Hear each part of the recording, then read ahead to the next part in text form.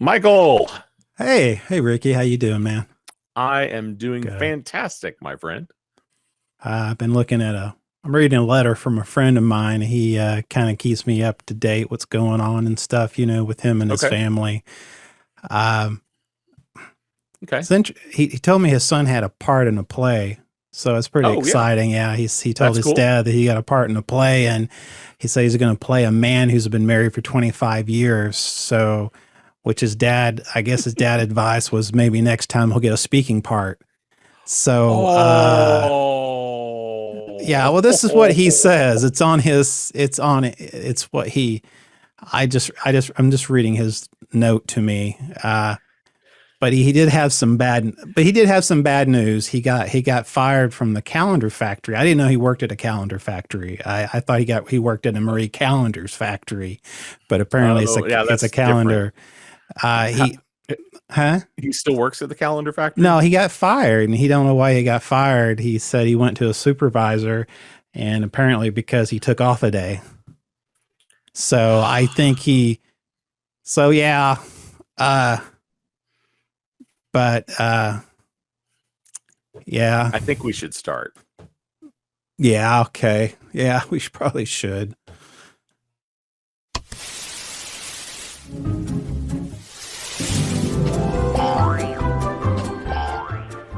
It's the Speaking Nerdy podcast with your host, Mr. Mike Schilling. And my good friend and compadre, Mr. Ricky Pope.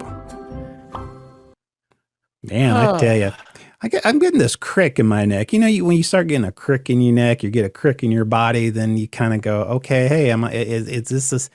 I don't want to say anything, but sometimes, people get these little cricks and stuff, and then they get like a cold or something like that. You ever heard of that before? You ever heard of I've that? heard of that, but for Doctor- me, mostly it's just I'm now old. Old, yeah. I don't want to admit to that. Oh man, yeah. I picked up I have to admit to it every day. I can't. I'm over it. Yeah, I'm over it. I got me another sweater here. I picked one up. I picked another one up the other day. I didn't like it. It was picking up too much static, so I took it back to J.C. Penney's, and they gave me another one free of charge. So that was. Oh my god. Yeah. So. You're full of them today, aren't you? Well, I'm full of something today. So, I don't have nothing. So, today we're going to talk about a very controversial Marvel series. Yes. I mean, controversial is if you like it or not. Yeah. But we got some pretty I mean, we have a lot of new stuff going on. Mm-hmm. I don't know. We call it a little segment we like to call nerdy news. Yep. But I want to start it off. I just saw this one. You probably already seen it, but it's a Vision series is coming to Disney Plus. I had not seen this. Oh, good. I finally most of the day. So yeah. No, this is brand new for me.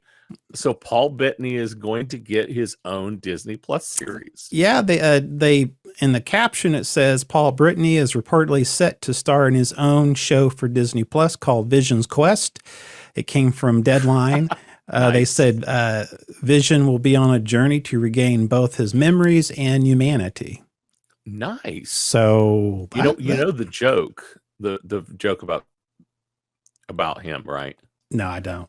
So what do Matt Murdock, Daredevil, and the Scarlet Witch have in common? What's that? They both lost their vision. Yes. Oh, that was yes. We're continuing the dad jokes. The dad jokes. Lots of bad jokes. Man, a lot of bad jokes. Yeah, it's funny. Dad, D-A-D, B-A-D. They kind of go hand to hand, I guess. Yes, they do. I saw this one. The next one I saw was, I didn't know what to think about it. I had a little, I don't know. I almost had some flashbacks of some really bad decisions that. This must be DC. No, well, no, it's the Guardian of the Oh, Galaxy holiday special. oh my gosh, I'm yes. a little concerned. Have you watched the trailer? I saw the trailer and I thought the trailer was kind of funny because, of course, Kevin Bacon is a national treasure. And Yes. and of course that is Kevin Bacon is in the trailer as Kevin Bacon. that's right. Um I I don't know, does this I saw the trailer, and if anybody out there seen the trailer, you haven't checked it out, it's not a spoiler. It is Don't think there's. any I mean, spoiler involved. I mean, unless you it does still the theme of the holiday special, I think. yes, But it's I don't know that it spoils the results. and I don't really think it's if there's not much it's not much of a I don't even know how to describe it. All I do know, I did get pleasure out of seeing Kevin Bacon being running away from Dax and Yes. the other Yes, I and can't remember Mantis and Mantis, yeah. yes, So I did enjoy that. It does seem to be that Dax and Mantis are going to be the two key characters, Yeah. and everybody else is kind of secondary. Yeah, it's kind of like Bruce Banner in She-Hulk. He shows up for a little bit and then he kind of, backs away. It kind of reminds me of some other holiday things where, bigger actors don't show up until maybe the last minute. Harrison Ford, Han Yes. Solo, from previous bad mistakes of holiday on another on another. holiday special that happens to now be owned by Disney. Yes. Yes. There's a correlation there. Yes. Yes. Yeah. There is that. Yeah. So, And last Christmas, yeah. they had the Star Wars Lego holiday special, Yeah. which yeah. was not unexpectedly exactly what you expect from a Lego holiday special. Yeah. I mean, it's Legos. I mean, it's, yeah. But I'm honestly not expecting a whole lot more coming out of this one. Hopefully, fingers crossed, fewer songs than the original 1977 Star Wars holiday special. I'm guessing my hope is no songs. That's just me, unless you're going to do, some of the classic tracks that you get from Guardians of the Galaxy. Sung by Mariah Carey. That would be okay. No, it wouldn't be okay. No, it would not be okay. No. On the plus side, it is a Guardians of the Galaxy show. Yes. So using classic 80s, late 70s type of Wham. Wham. Yeah. The Wham Christmas song, that one's got to be in there. Okay. I can see that. Happening. I'm okay with that. Yep. Last Christmas. The last Christmas needs to be in there. Last Christmas, yes, it needs to be in there. Okay. So now we're in agreement. Yes, that is happening. We are in agreement of that. So I don't know that I'm excited about it. I think it might be a train wreck that I want to watch. Well, I will watch it. I am Groot, is going to be in it as well. I mean, I'm sure we'll watch it so that our audience doesn't have to. That's kind of sad, but no, I do love some Kevin Bacon. I mean, I got to tell you that right. I do love me some Kevin Bacon. I mean, a little redeeming value there. They might, I don't know. Suddenly they may have they break out in Footloose or something like that. Who knows? That could happen. Unfortunately, it could happen. It could happen. Okay, wow, we spend too much time on that one. Yes, we did. Wow, we must be. Wow, I didn't realize how much. Oh, we wasted how long on this conversation? Well, this is a biggie for DC. James Gunn, Peter Safran to lead film, TV, and animation division of DC. Yes, we were talking about. DC has found their Kevin Feige. Or Feige's, I guess. This doesn't the James Gunn thing honestly doesn't super surprise me. No, it doesn't. It now it does make me question what's a Marvel going to do with Guardians of the Galaxy. Yeah, exactly. There was an article about Kevin Feige's reaction. I mean, of course, what is his reaction going to be? I mean, but Kevin Feige is always super positive on just about everything. Yes, I mean, at least up front he is. So Oh yes. I'm sure that there's some backroom talk where he's not super happy about certain things, but he is good media wise. Yeah. Well, I do think interesting. I mean, I kind of see it. I kind of see it coming. I mean, he got really involved. Suicide Squad, the Peacemaker, which that's a lovely piece of crap. And sorry. I know some people really love it. It just I can't do it. Sorry. I guess it is exactly what it intended to be. And it wasn't James meant for me. Gunn did a good job of making it exactly what it was intended to be. It's just not my cup of tea. Yeah, I did enjoy the Suicide Squad. I did have a good time with that. So there you go there. So anyway, that is, of course, with DC, we also, this was kind of the worst, best kept, worst secret, however you want to phrase that.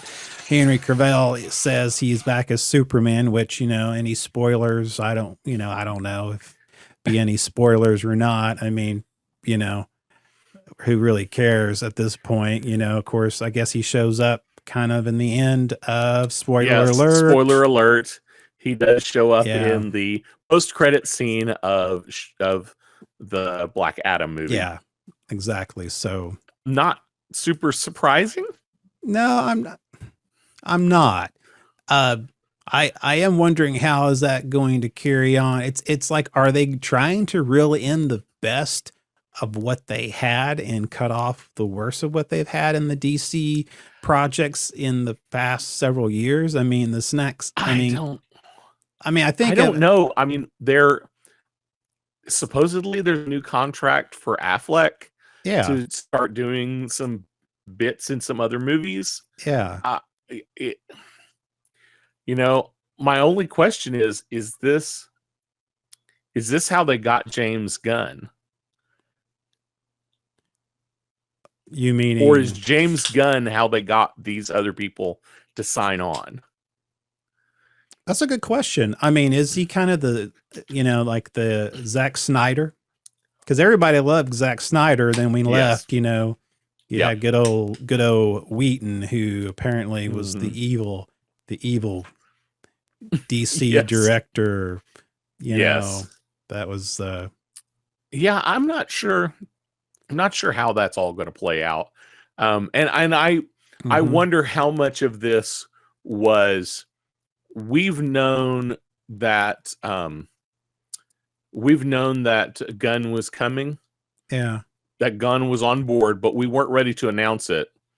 But we got these other people to come back and sign contracts because we told them we were going to get James Gunn. I'm a little unclear. Well, unclear or if it's completely unrelated. Yeah. I don't know. Do you think Gunn has that much clout with other actors like that? I mean, I know the Guardian of the Galaxy folks really liked him, but I mean, when he tweeted something, 10 or 15 years ago that was inappropriate, probably shouldn't have been tweeted to begin with. Yeah, exactly. And, he got caught up in all that mess. And the actors all were like, yeah, we're not on board if he's not on board. Yeah. So, I mean, he's got some rapport with some actors. Yeah. I just don't know. Like it. I don't know if that's my other concern is I don't know who this Safran guy is. I don't know either. And is he a Warner Brothers guy? Yeah. And is he going to delve his fingers in, or is he somebody who's steeped in the DC lore? That or some kind of other grain of rice. I don't know. Yeah. I don't know enough about him to know whether that's a concern. Yeah. Saffron rice. I like saffron rice. Is that the way he pronounces his name? I don't know. That's what it sounds like to me. Saffron. That's what it looks like. So I'm going to go with it. That's good enough with me. I don't care. I really don't care at this point. I'm happy they have somebody. I hope it works out. I want to see good stuff come out of DC. I'm concerned about Peter Gunn, though. I mean, if he gives us the quality I've seen from Guardian of the Galaxy, but he keeps pushing that. But if he does what he did with Peacekeeper, again, it depends on what your leaning are for entertainment. I mean, I see what you're saying. If is he going to push the envelope toward a Peacemaker style DC universe? Yeah. Or is he going to push the envelope the other way? Yeah. To make a majority family friendly DC universe? Yeah. I don't know. I don't see the majority family friendly bit, but I do see him somewhere maybe teetering. Maybe. I don't know, because so far what I've seen from the DC catalog is not that's been out there like on HBO Max. By the way, what happened to my subscription? And nice.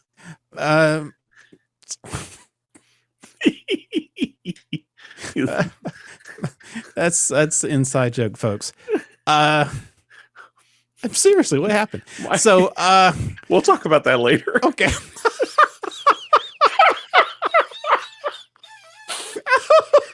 Oh, good times. Mike is a leech on some of my accounts. Yes, I'm a parasite. Parasite. So, what were we talking about? James Gunn. James Gunn. So anyway, I think he's talented. I really like what he's. I do too. I mean, he took Guardians. He took something that most people did not really had on the radar, Guardians of the Galaxy, and made it into like a household name. And so so hopefully he can do the same for DC. DC needs help. Yes. They have good actors, though. I mean, they really do have good actors, you know? Oh, absolutely. They've got some good casting if they can just keep hold of them. Yeah, and I think they can keep hold of them if they feel like there's some kind of continuity. And I don't mean like continuity, like everybody's on the same universe, but some just kind be able to hold people. Yeah, hold people together. So yeah. So speaking of DC, one of the other things is I was under the impression that the Green Lantern HBO Max show had kind of fizzled. Yeah. Along with all the other things that DC had talked about that they canceled. But apparently it is up and running. It is going to continue. They are going to they still are pushing ahead to make a Green Lantern show. Okay. But now they're rewriting it for a John Stewart Green Lantern. So John Stewart, that's right. Yeah, John Stewart. That's correct. Yeah. Yeah, a John Stewart Green Lantern, because originally it was going to be the first Green Lantern. I can't remember his name. It wasn't going to be Hal Jordan, and it wasn't going to be Jordan. Okay. No, it wasn't going to be Hal Jordan. And it wasn't going to be. No, and it wasn't going to be Guy Gardner. It was the other guy. Okay. It's like the Justice Society Green Lantern. Gotcha. Okay. But I can't remember his name right off. I can't remember that character's name right offhand. But looks like we're going to go with a John Stewart, which a lot of people, especially people a little bit younger than us, that grew up on the DC cartoons. Yeah, the animated series. A lot of those DC animated series had the John Stewart Green Lantern, and a lot of people really, really like that character. So I think it's probably the right choice for them. I think so too. I mean, especially with the younger generation and a different story. So as far as go ahead. I was going to say the only other, I have one last bit of weird nerdy news. Yeah, go ahead. But for some reason, Disney is going to distribute Doctor Who on Disney Plus. I read that somewhere, and that came. I had to read it again. I did a double take reading that. Is that? I'm not really.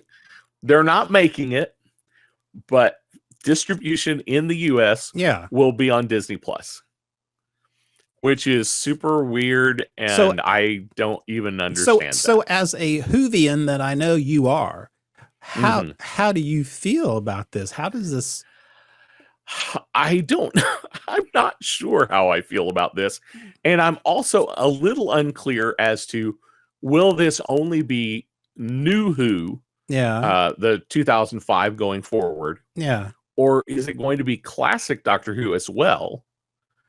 I mean, there are two explicitly British streaming services available in the US. One actually has the BBC as part of that organization. Yeah, exactly. Why are you doing this? Yeah, I mean, money, I guess, but you know, the BBC isn't big on making money exactly. I mean, they like making money, I think, but they're you know, the Queen basically pays for everything. Well, the King now. Yeah, it's true. Yeah. I don't think he realizes he's paying for it. Probably not. It's just an odd little thing. I'm not sure why that's happening. Yeah. But it is. So if you're a Who fan, a Doctor Who fan, get ready to pay for Disney Plus. So strange. You know what? Streaming service is starting to get more expensive than my cable bill I used to have. We all wanted to pay for individual channels. Well, now we're paying for individual channels. Exactly. Wow. Okay. But yep. Well, that's all I've got for nerdy news. Well, I guess we're going to go ahead and let's give stupid news a try, shall we? All right. It's the weird and stupid news with your host, Mr. Mike Schilling. That was nice. Had a little pause there for a minute. I'm trying to not be quite as aggressive on the microphone. That's good. When I do these, because as I'm editing the podcasts, I realize I really peek out the microphone when I do my full-fledged radio voice. So I've either got to back off a little bit or I've got to lean back. I'm not sure which. Can't. So I'm working on it. You don't want to peak too early. That's what I always say. I think this episode peaked way along. I think so. I think so too. Well, you know, Ricky, every job requires some amount of qualification, wouldn't you say? Yes, absolutely. I mean, exactly. So, well, a new job posting in Pasadena, Texas is turning heads and making some people laugh and other people frown. So apparently an owner of Pets Gone Wild Resort said he put up a hiring sign Tuesday. Okay, just gonna go. The name of the place is, that's interesting. Okay, not as Pets Gone Wild. That's right. It's said he's putting up a hiring sign Tuesday morning that says, "Now hiring non-stupid people." That's okay. Well, that's an interesting take. Owen Walter Parson says that his reasoning behind this is if they don't think they're stupid, then they'll come in and apply. That's right. He says, we are trying to weed out the people that come in to apply. We hired one last week that lasted 3 days, Parsons said. Parsons said that the resort has been trying to fill a position for a while. They tried posting online, but with no success of finding good applicants. Parsons said the main reason they got the new sign was to grab attention. He said within 24 hours, they got 3 solid applicants and really have no more use for the sign, he said, anymore. Now, most people found Parsons' marketing strategy as to be funny and clever, but not everyone is happy. One person said, what does it say to the prior employees? Oh, we think you're stupid, so we're trying to hire somebody that we think is smarter than you. Parsons' response, Parsons' response is, "It's just his effort to find the best employees possible."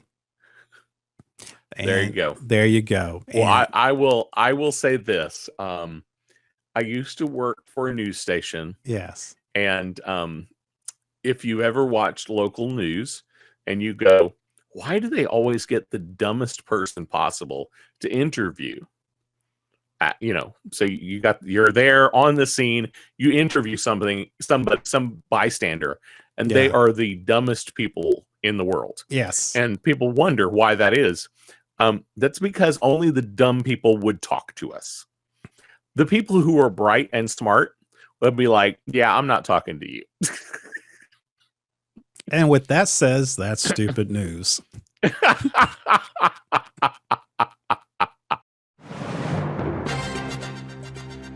This has been the Weird and Stupid News with your host, Mr. Mike Schilling. I mean, so as I just ran that, I've played that, 100 times? Yeah. Okay. I just realized weird and stupid, it's off-centered. There's a space at the end that doesn't line up. I just now noticed that. That's just an odd thing. So for those who are watching on YouTube, you will now forever know that there is a weird little glitch there where we don't have the word centered. When we decide to do a nerdy news intro, we should make a new stupid news intro. That's a good idea. We should do that. We should do that. That'd be fun. So are we ready? I think we're ready. Talk about what we're going to talk about. Yes, because I think we talked about the Guardian of the Galaxy Christmas special for the past 5 hours. So let's get a move on and talk a little bit about She-Hulk. Okay, now this is I was doing some. I watched it from the beginning to the end. Okay. And I was just, as I was doing some more research for tonight and all this good stuff, I didn't realize how much fair amount of hate. This show's got now. I have a comment first. Yeah. Before we go into the hate, you don't want to go there. Get. Okay. Well, before we get into the hate that it actually gets, I can edit that out. No, go ahead. I'm wondering. Yeah. Is it getting more hate than usual? Is it getting the hate that it deserves?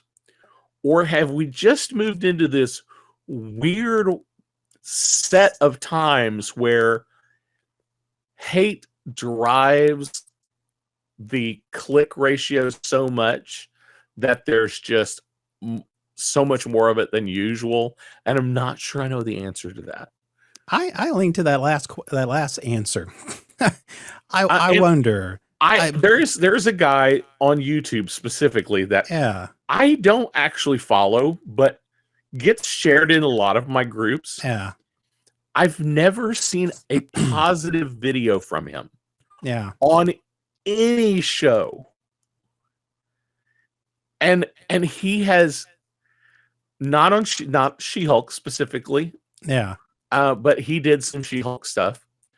But he did like 4 episodes in a row hating on one particular show. Really? Not like hating on each individual episode. Yeah. But just in general. Like he just came up with a new angle of hate for the show. Yeah. I'm like, do you like anything? I don't get that. I mean, there's always something you can pick apart. And this show, and we talked a little bit about. And She-Hulk has some things that deserve to be picked at. Yes. I definitely. Yes. Along with every other, Marvel TV show we've seen. I think the hardest thing about this series, like I said, when it first came out, I was not excited about it. I really didn't care. I mean, even to the point where, we were going to you told me, just watch the last episode. Remember that? And it Yes. was actually the second to the last episode. Yeah. I So texted Mike and I said, you yeah. just watch the last episode. You'll like it. I don't know if you'll So like any of the other episodes, yeah. but you'll like this one. So at that time, I already saw maybe 2 or 3 episodes, and I didn't know what I really thought about it. I saw the second to the last, which I thought that was the last one, but apparently there was one after that. That tells you how much I caught up with it. And of course, I was excited because Yep. I'm a big fan of the Netflix Marvel Daredevil. Yeah. Daredevil, and I love the Defenders, except for one that we won't go into his name, Danny, but anyhow, I'm a big fan. I like Charlie Cox. Yes. I really love his role playing Murdoch. Yes. And I think he does a great job. And so I was so excited that it was true that he was coming back. And so when I saw him again, it was like, okay, this is going to be awesome. I love seeing this guy and watching him and I want to Maslany.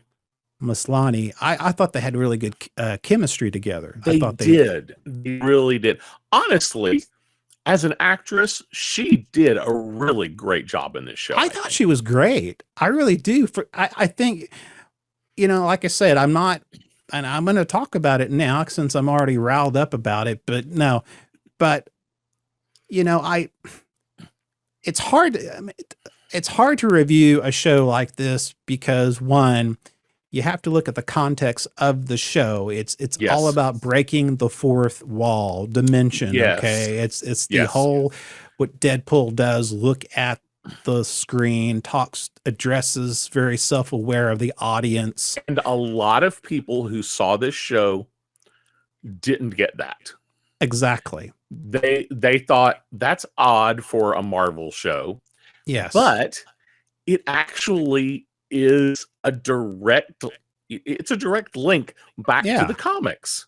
Exactly. She literally would from time to time rip open the page of the comics. Yeah.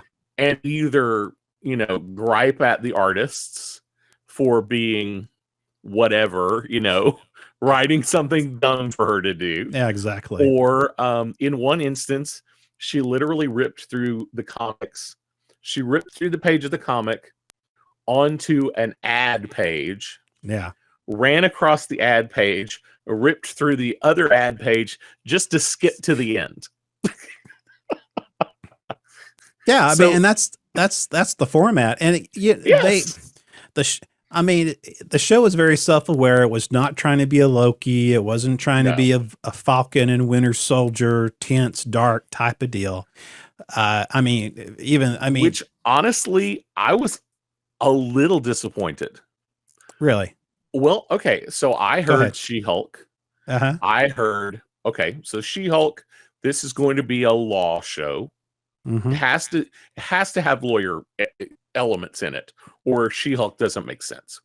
They talked about Charlie Cox coming in.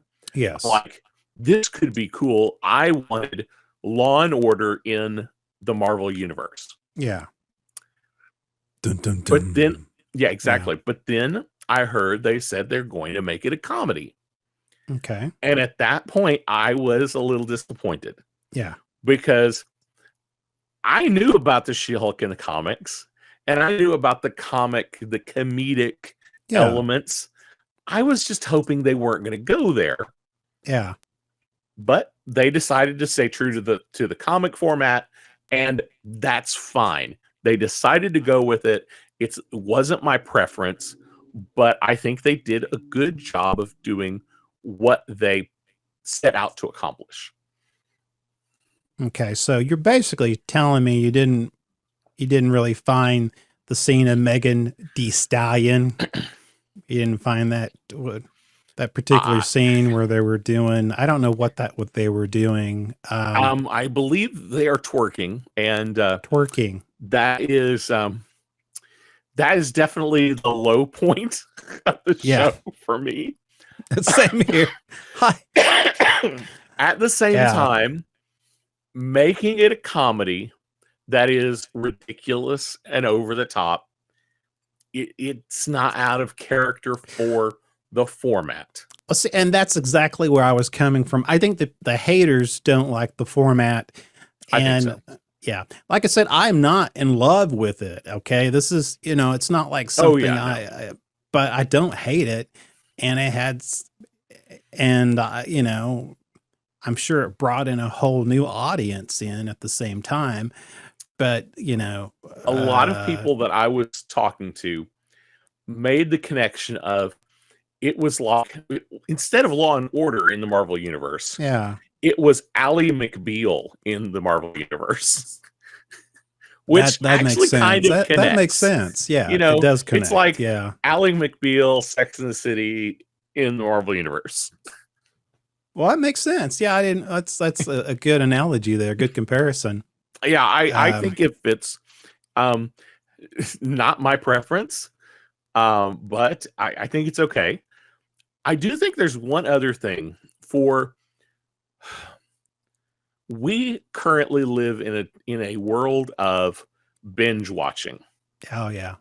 And I think that is a big problem for people who want to review shows. Yeah. Because we've gotten into this this world of I'm so used to Netflix putting out a whole season all at once on the same day. Yeah. I can binge watch the whole show and then I can review it. Yeah. Yeah. Or it's a Marvel movie. I can go see it or go see it a couple of times. I can review the whole movie. Yeah. When we get shows like Disney has been putting out, we get one episode a week. And a lot of times the first episode is weak, or the first episode is all set up, and it gets tons and tons of hate because it's not telling enough story, but it's because it's all set up. Well, I mean, it's not like think about a movie that you absolutely love and thinking about just watching the first 30 minutes of it. Mm-hmm. And then you walk out of the movie theater and you give it a review. I mean, that's exactly what we're talking about. Kenobi was the same. Kenobi was the same way. People, don't tell me how you feel about it until you see. You can make comments about the episodes, and we did that. We did a play-by-play episode of it, right? But at the end, when you do a review of the whole piece, and you because anymore, because Netflix was the first ones that basically did like you said, they did the binge watching. Netflix, they're the one who ushered. I'm going to have to interrupt you. I have to step away. My daughter apparently can't unlock the door. Okay. Oh, he got in. I'm recording. You locked the door. Did you not have your keys? Not out. I thought the door would be unlocked. Sorry. Oh, it's okay. So skip back a few. Skip back a few. Yep. Skip back a few lines and pick that back up. Yeah. What was I saying? I have no idea. No, we were referring. Yeah. So, I mean, it's like anything, you have to watch the entire series. Oh, that's what I was getting at. Netflix. I mean, Netflix had the threshold. They created binge watching. That's the first time you had 8 episodes. Oh, yeah. That was it. Disney, they kind of thought, okay, we're going to continue the monster of the week or the cliffhanger of the week kind of deal. Yes. And we're going to take it and we're going to do it on a weekly basis. And then all suddenly, Netflix go, okay, we need to do the same thing to keep our subscribers. So to keep their subscribers. Yeah. Because a lot of people would sign up just long enough to watch whatever it was they wanted to watch and then cancel. Well, they did that with Disney at first. Remember that? The Mandalorian. Yes. Oh, absolutely. When The Mandalorian came out, they had all of them right there. So you watched them all and then boom. Was it Mandalorian or did they do that on I think Mandalorian was every week. I think that was the first one. That was the first one they did every week. That's right. They did it weekly. Yeah. But people did cancel after it After the fact. after it Yes. ended. That's So right. they knew it was possible. So then they started staggering things and overlapping Yes. shows so Exactly. that they were always dropping something Yeah. new to keep the audience to not get their subscribers to drop. And that was and that was pretty ingenious of Absolutely. Disney. I mean, it made sense. Netflix, they kept Netflix didn't start, I don't think Netflix began that process until after the fact. They saw what Disney was doing, and I thought, okay, we need to do the same thing because we're losing subscribers. Yes. So and Netflix is losing subscribers. And they still are. They still are. But yeah. Some of that is content and some of that is not their policies. Yeah. Some of their policies. Their policies. But this was an interesting show that had some high points, had some low points. It got lots of hate up front. It got hate before it came out. Oh yeah. Now, do you think the hate got a lot of hate that first episode? What do you think the hate was before it started? I mean, I know when we saw it, we kind of laughed at the CGI because one of the questions we kind of thought, okay, how can you take this serious now with the type of CGI? I was seriously concerned about the CGI and whether it was going to be good enough. So I know that was an issue. A lot of people, were saying that it was going to be, anti-man show, or why do we need a She-Hulk? Why don't you just create a new original character? Because they didn't realize She-Hulk had been around since the 80s. Yeah, exactly. So there was some stupid hate because people just weren't informed enough. Yeah. Or hate because of what they thought it was going to be, which it really wasn't. No. Then the first episode came out and they said, see, it is exactly what we said it is. She's a Mary Sue that's perfect at everything. And, Bruce Banner's getting beat up and, left behind, and, she's better than him. And that was the whole point of the show. And that's going to be the whole point of the whole show.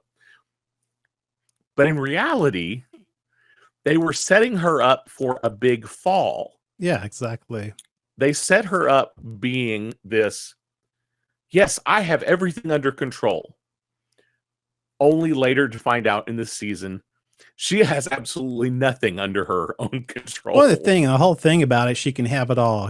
She can have her, I can have, I can be that superhero, and I can have it all. I can be She-Hulk. I can be a lawyer for a big corporation, making tons of money, having the nice office up on the, on the top floor of a corporation building. And so, but she finds out that the balance is not there. She has to make some decisions. And, all the things that Bruce tried to tell her in the first episode that she was going to have to deal with, she ends up having to deal with. And even trying to contact him every so often through the series for help, but he's not available. Well, and that's a long, story. That's an old tale that's been, for years and years about the mentor and the apprentice, and the apprentice just doesn't listen. And the apprentice gets a little cocky because he or she. You mean like Luke Skywalker leaving Yoda? That makes no sense. I'm ready. To me. No, you're not ready. Yeah. I can't. Yeah. I've never heard a story like that, my friend. I never have. It's original. So, yeah. All these stories are the same. If you haven't figured that out, every story is basically the same. Exactly. But that is a key to this show that a lot of people didn't bother watching enough episodes to get. I enjoy the fact that in the middle of a scene, she would just look at the screen and she would make a comment to the audience. Yes. Once I got into that pace, once I got into that, I enjoyed the show. I enjoyed the series. Yes. It's one of those things. It goes back to a lot of other shows. It's like you have to watch it for what it's intended. Okay. This was never meant to be this deep show. You know, it was meant to be, like you said, an Ally McBeal, a comedy. Yes. You know, I mean, even to the very end where she has to go to Feige the robot, which Kevin, is a brilliant idea. Which is brilliant. And she says, "This is about me." Made a robot baseball cap for him. Exactly. So amazing. It was brilliant. And so, and I think it was a great way to enter, you know, Matt Murdock into it, since it was a legal, a legal show. That was kind of fun. It was a vehicle for that. You know, I thought it was great the first time they met in the courtroom. Yes. You know, he comes in and of course he's defending the superhero designer, which her actually that character is in the comics. I did not know. He's only in 3 issues of a 5-issue miniseries. Really? For a character you've probably never heard of, called stink. I wrote it down. I can't think of what it's called now. I wrote it down earlier and now I can't find it. But yeah, he actually. I see. He actually exists. An obscure character that only appeared in 3 issues of the miniseries Dakota North. Yes, Dakota North. The Okay. miniseries only had 5 issues. He was in 3 of them. Dakota Really? North is some like super spy who was protecting him from designer related enemies. Fashion related enemies. So he actually is kind of a fashion guy that's in the comics. So I honestly, like how, most of the characters that showed, most of these bit part characters that showed up in are not just made up for the show. The majority of them exist in the comics at some point. Yeah. I think, there was a lot of, let me put it this. Do you think there were too many cameos in this, or do you think for this type of vehicle, it made sense because it was just so off the wall? I think it made sense. This was like we've used the term monster of the week. Yeah. This was a defendant of the week. Yeah. A lawyer issue of the week. I always expected it to be that. Yeah. Even when I hoped it was going to be more of a drama series, I always expected it to be who am I defending this week? Oh, who am I suing this week? I've always expected it to be that. I think it works for this format. I think one of my favorite characters in this was Emil Balansky. I just loved his. Yes. He played Abomination. Great character. He just he's a mellow guy, now he's just, he brings in, he gets out on parole, and he does this thing now where he brings like this yoga resort or I don't know what it is, self-improvement resort to, ex-villains or resort for reformed villains. By the way, or something I believe like I looked all of these characters up, and every one of them has existed in the comics at some point. That's amazing. Including Porcupine, who seems like a super weird one. Yeah, that is a really weird one. That's really weird. And I love it how when Jen comes to this resort and she's a part of this whole process. It's really funny. I really do like it. But it's But Did this was the when you saw the resort, did you always expect this to be the whole thing's a trap? I did. I was waiting for it to be a trap the whole time, and it never was. I mean, It never really was. I mean, at the end, yeah, he was hosting this, anti-She-Hulk But he convention, didn't really know that's what it was. no, he didn't. He was just, he was trying to be a motivational speaker and make money, and he really, he was kind of innocent all about it. I thought it was kind of funny. His relationship with Wong, and Yes. but now what's interesting, this is the first time, because he did play in the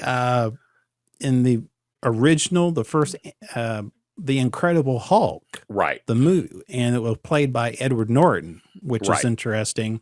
And this is the first time that you saw Abomination.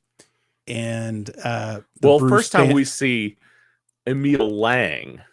Sorry, the first time we see not Emil Lang, Emil Blonsky. But technically, we saw the Abomination in Shang-Chi. Yeah. But this is the first time we never see him as Emil. But this is the first time we saw him fight the current Hulk, played by. That's true. Yeah, that's by Mark Raphael. So. Yeah, that is kind of an interesting idea that we now have a character who, well, I mean, but I like the storyline. They had the storyline where, Jen asks, is it okay if I defend this guy? And Bruce goes, oh yeah, that's water under the bridge. He wrote me a poem or something and we're all good. A haiku of some kind. And so funny. I mean, there was this stuff like that, but there were some interesting little weird ties that they created. Yeah. I mean, like the fact that Wong shows up in multiple episodes. Yeah, exactly. For ridiculous reasons. Yeah. Comes to testify on Vronsky's behalf, why, yes. And of course, again, then he's suing somebody. Yeah, because of the misuse of a sling ring. The sling ring, yeah. And then all suddenly, he gets hooked up with this lady in the middle of The Sopranos. I mean, it's one of those shows. If someone just explained it to you and you're listening, would make no sense. No, it would make no sense at all. Make no sense. I agree. I mean, this show definitely makes no sense. Yeah. Honestly, this is a little like the first couple of episodes of WandaVision. Yeah. They made no sense to people who weren't following along. Yeah. The people who are following along got that what we were seeing wasn't quite right. Mm-hmm. But they didn't know exactly why. This, it's not quite right, but we know why. Yeah. But it's the same thing. The people who saw the first episode or two and were like, this is weird, I don't understand it, how does this fit in? They're the same people who probably didn't get the first couple of episodes of WandaVision. I agree with that. What do you think about the leapfrog? Oh my gosh. I mean, that was like... It's so ridiculous. That was such a...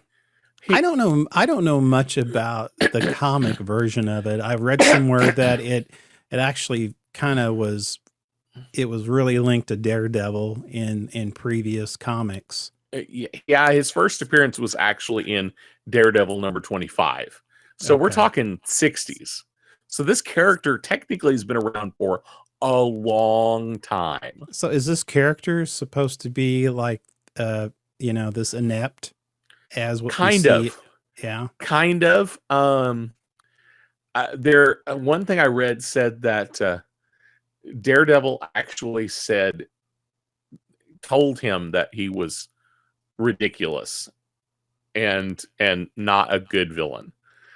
And there's another villain I'm pretty sure we've talked about on the show before called Stilt Man. Yeah. Which is also kind of ridiculous. Yeah. But Daredevil specifically says that Stiltman is a better villain than you are.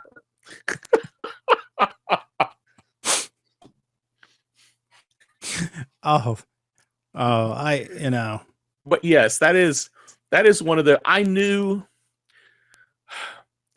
going into the show we were going to see some obscure dumb characters. Yeah. Personally, one of the ones that I think is the most hilarious is Mr. Immortal. Oh yeah. Now, Mr. Immortal in the MCU is an older, slightly debonair looking, guy that keeps getting remarried because he fakes his in your notes it says he fakes his own death. I question that. I think he actually dies and then comes back to life. I'm a little unclear on that one little bit. Does he actually die, or does he only look like he dies? I'm a little unclear on that. But in the comics, he is a little bit younger. But do you know what he started? Mm-mm. He's the founding member of the Great Lakes Avengers.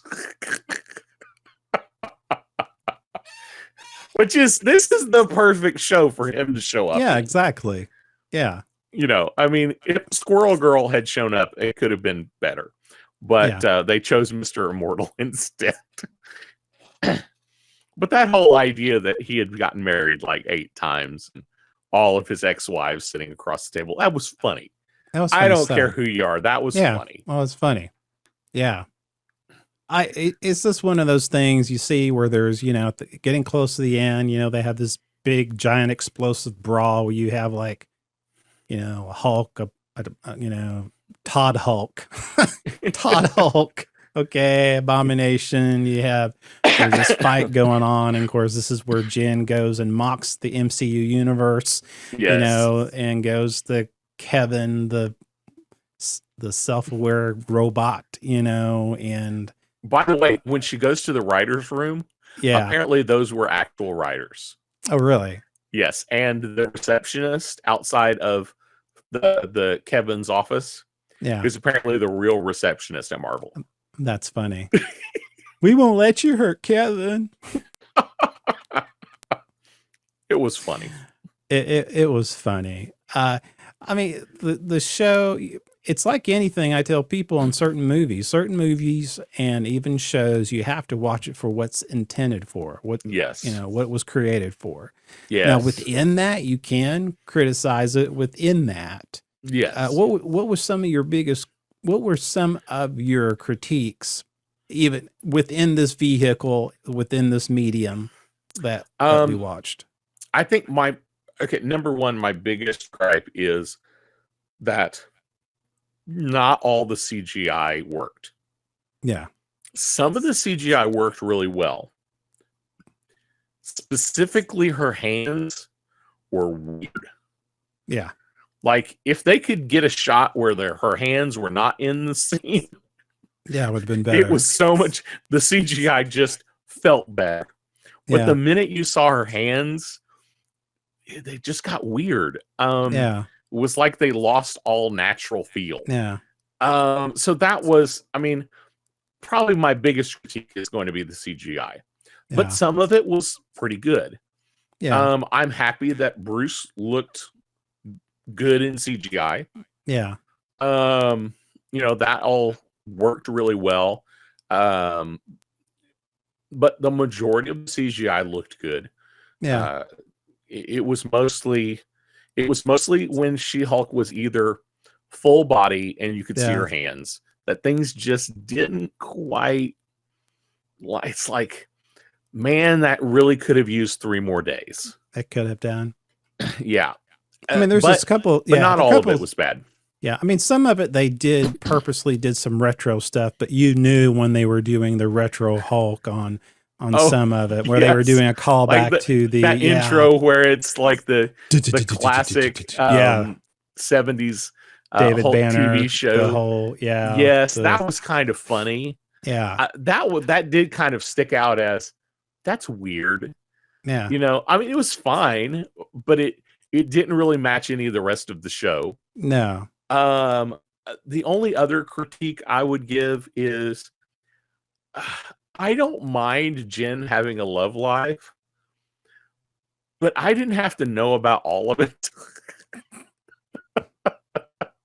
You You know, mean like what you didn't like? What, you didn't like the whole idea of Matt Murdock and the Walk of Shame? You didn't like that oh part? my I mean, gosh, you know, I saw that and I was like, really? This is where we're going?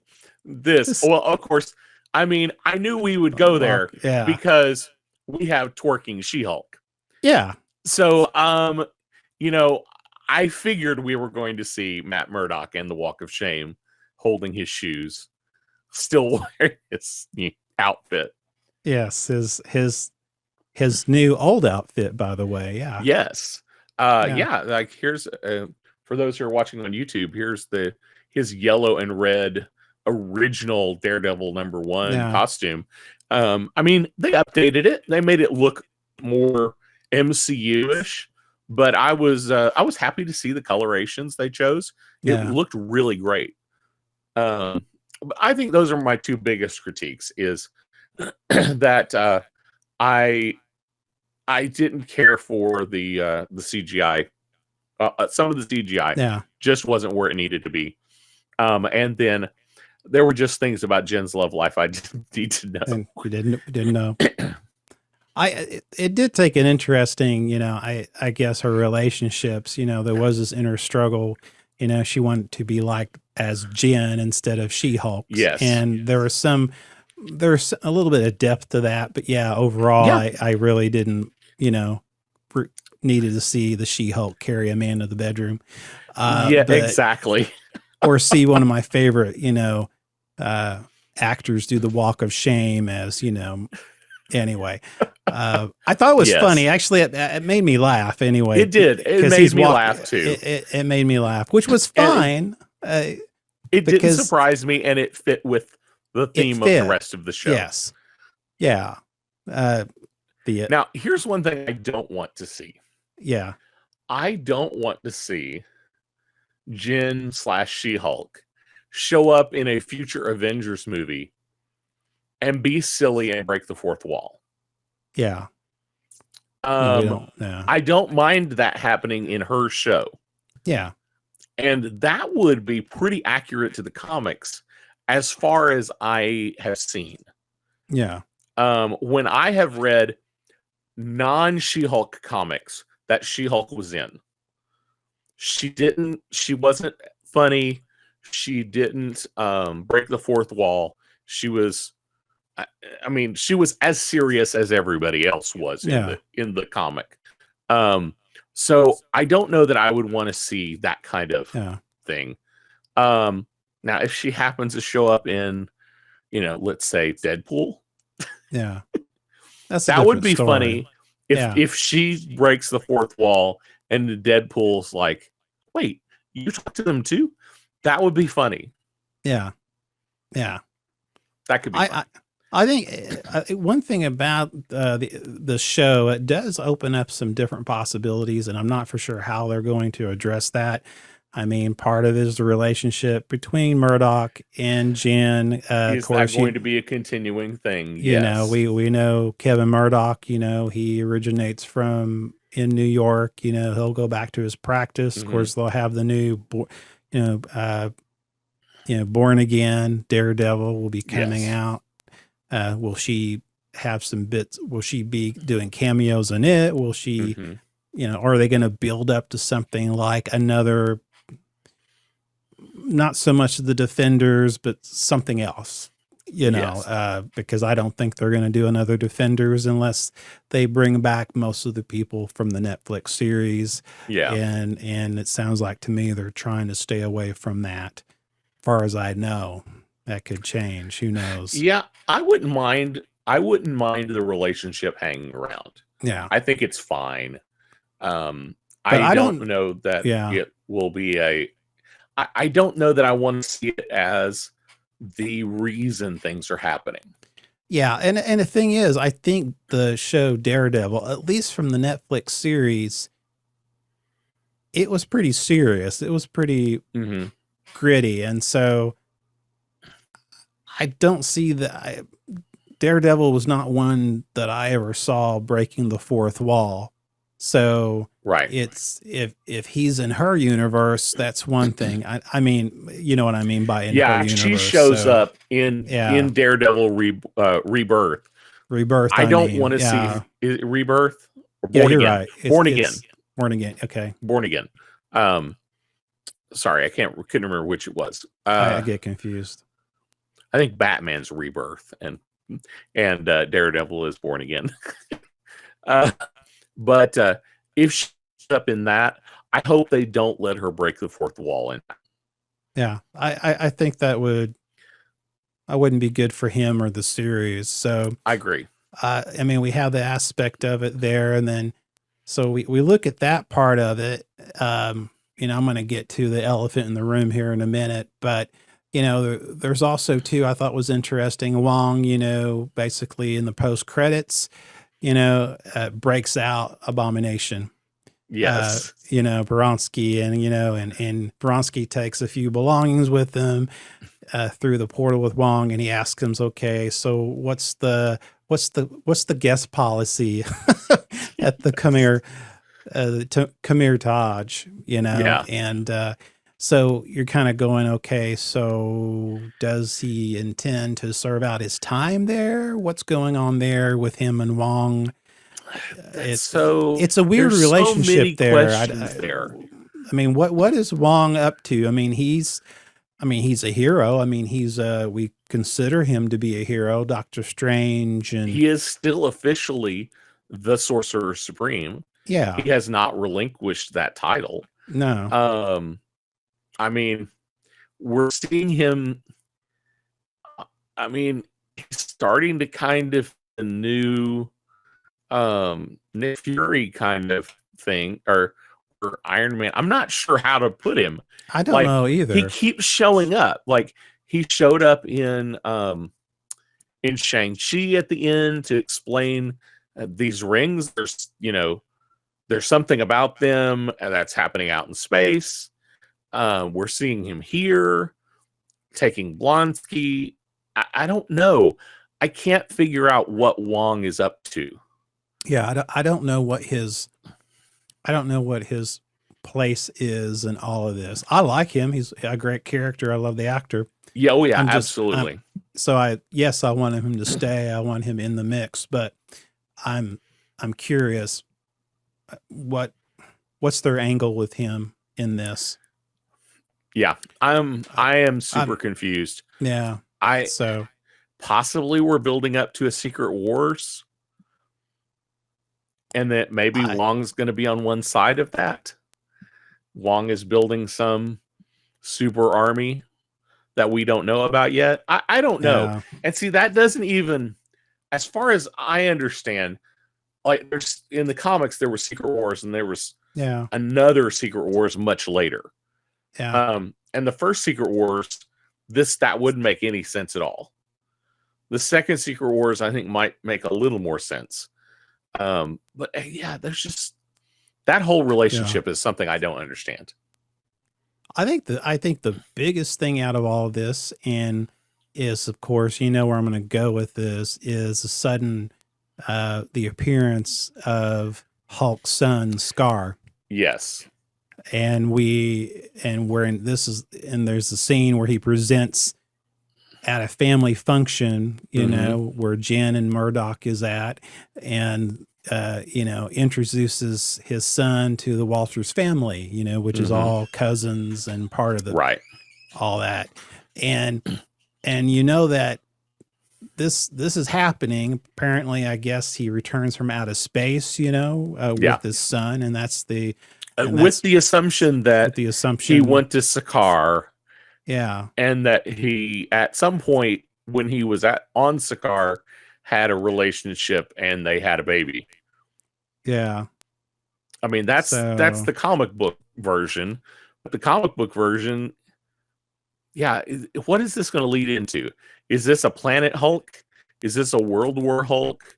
We already kind of got a half Planet Hulk with Thor Ragnarok.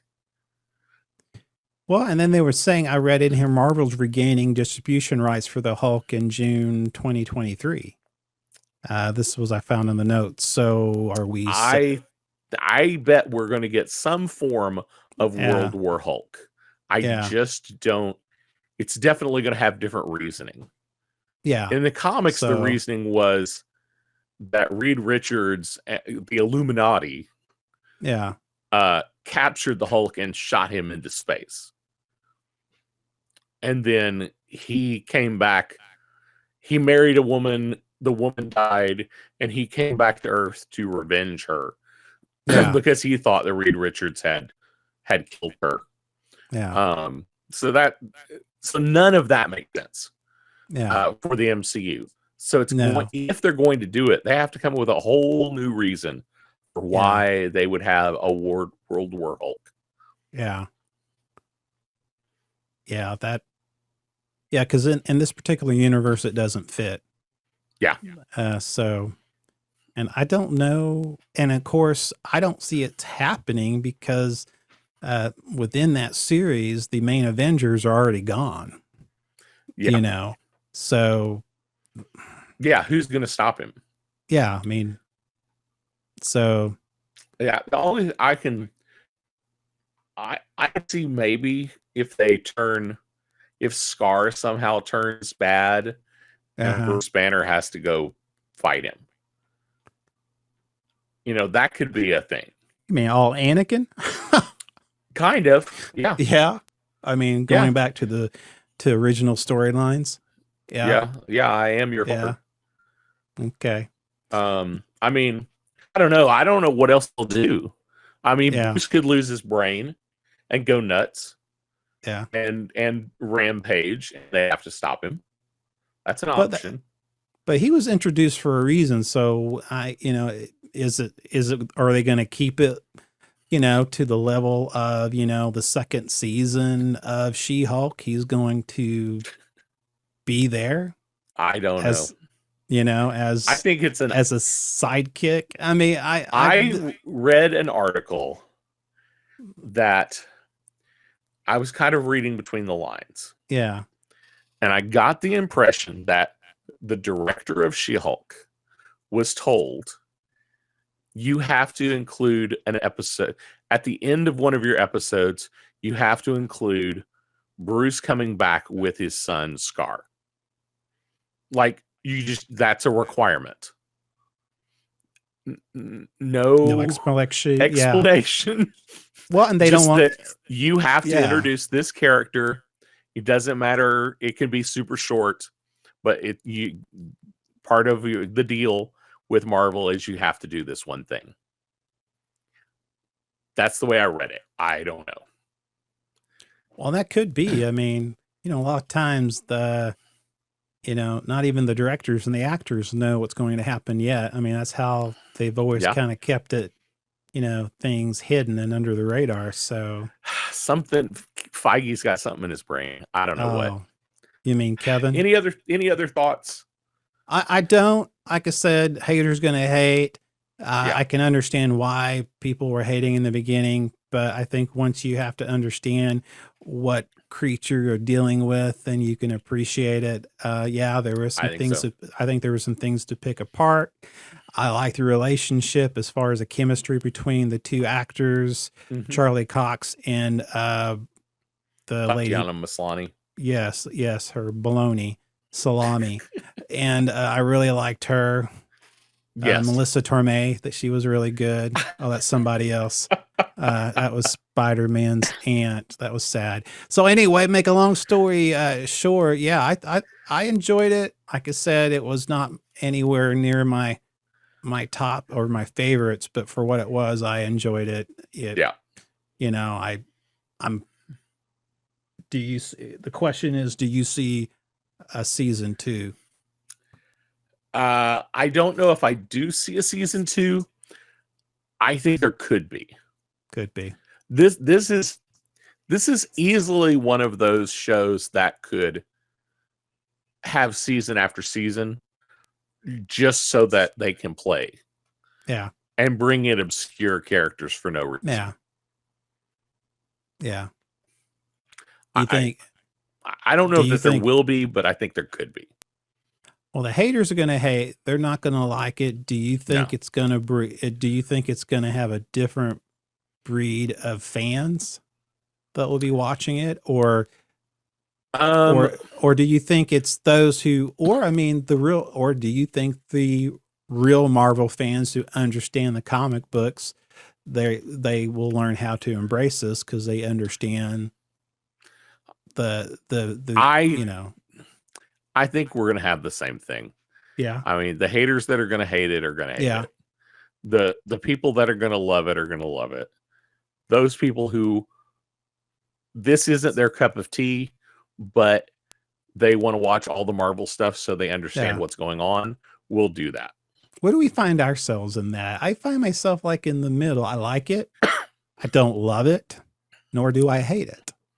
I'm right there with you.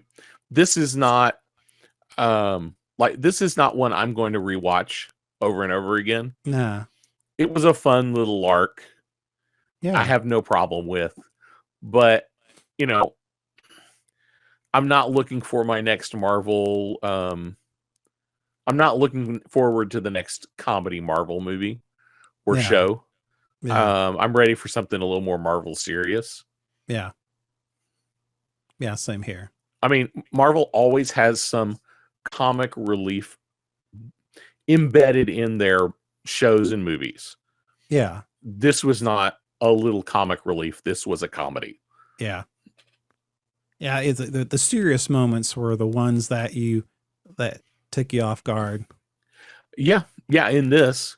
Yeah, but then even the serious movies, even the serious moments in this kind of got sidelined. Yeah. I mean, everything got serious and messed up, and then she steps out of the show. Yeah. The cleans. Yeah. Yeah. And goes and talks to Kevin. Says this is about me, buddy.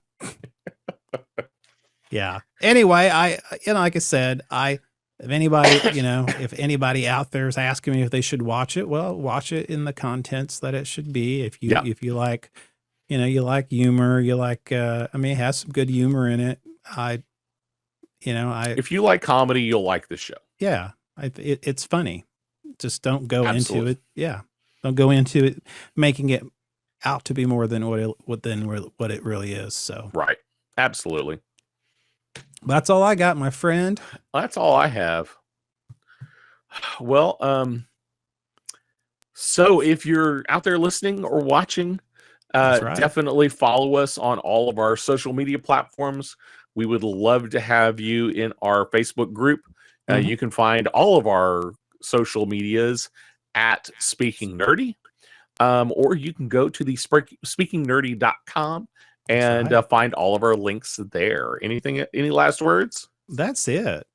That's it. I think we're good to go. I thank you guys for guys and ladies and gals and all of you and whoever, Whovians and Jedis and She-Hulks and all of y'all, and watching and listening on our audio podcast. It release on Tuesdays, and I get our and video show also on Tuesdays. So make sure you subscribed.